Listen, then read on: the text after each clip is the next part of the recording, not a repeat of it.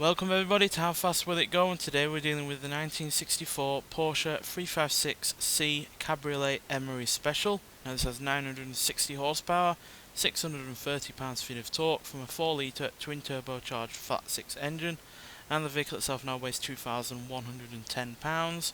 Now has all-wheel drive, and you can do 0 to 60 in 2.230 seconds and 0 to 104.597 seconds. So this isn't the first 356 we've had on this series so far.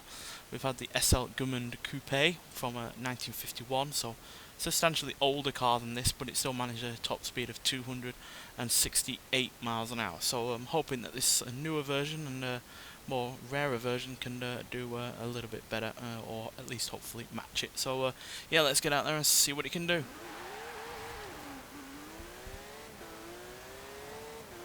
So yeah, a typical problem we get with these cars is because they're so lightweight and they've got all-wheel drive and they're dealing with a lot more power, is that they can sometimes understeer.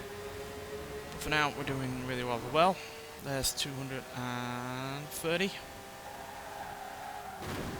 Another problem is the front end can lift up due to the older suspension, which it just did there.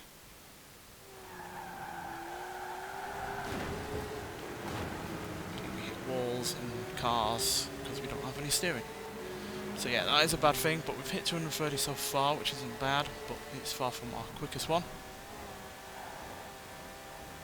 Oh god, Subaru merging on the motorway there. Normally I don't have to come across such a thing. Try to get to the left hand side of it, it's not going to work. Or is it? Is it? Yes it is. There's 240. 251. So yeah, 251 is pretty decent.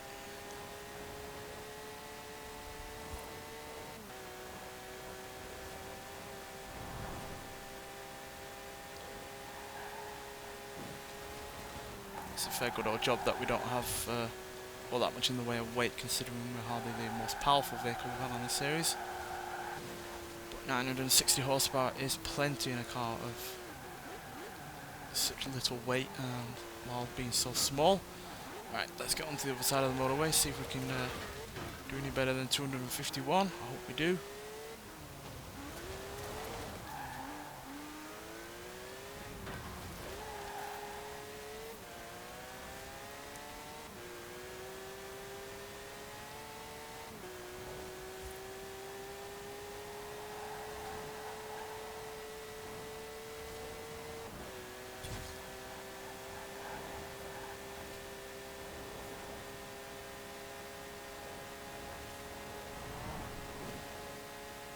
Past our previous best.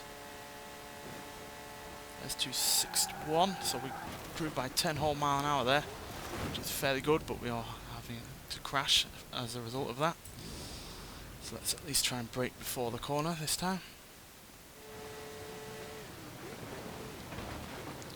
Yep, braking, not working. Ooh, that's a big off. It's the biggest off we've had, but at least we did get up to 261 mile an hour, so yeah, definite big improvement over the other side of the motorway. It's not often that happens, to be honest. We normally at least match what we've done on the other side. We've rarely exceeded what we've done on the other side, but I think we just got really rather bad luck on that side of the motorway. But it does show how good in terms of acceleration this car is, even at the top end while dealing with a gradient. Oh dear, the corners again. Oh yeah, the handling on this is pretty awful. These kind of speeds. The brakes aren't sufficient enough and the steering goes all light or non-existent when the front end lifts up, making this a pretty scary car to drive. Might by no means have the most power that we've had on a car in this series, but it's still by no means an easy car to get used to. But yeah, there we go, 261 mile an hour, so not quite as quick as the SL version from the 1951, but it's still really rather decent, as it's managed to match an Eagle Speedster, which, considering that's from 2012, is pretty decent.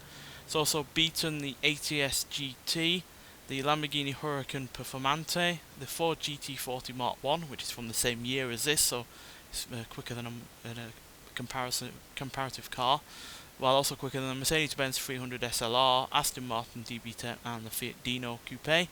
Slightly slower though than the Noble M600, Ferrari F12 GT, TVR Tuscan S and the TVR Cerberus B12, as well as the Jaguar Lightweight E-Type, which is also from the same year as this. So yeah, better than one or two of its contemporaries, but also slower than a contemporary vehicle from the time, while also not being quite as quick as a much older Porsche, which is the same kind of car that this is based on. So yeah, slightly disappointing, but the handling just really wasn't all that great, so that's at the end of the day what held it back. But 261 is hardly something to sniff at, so yeah, overall really rather satisfied, and yeah, thanks for watching, and I'll see you in the next one. Bye.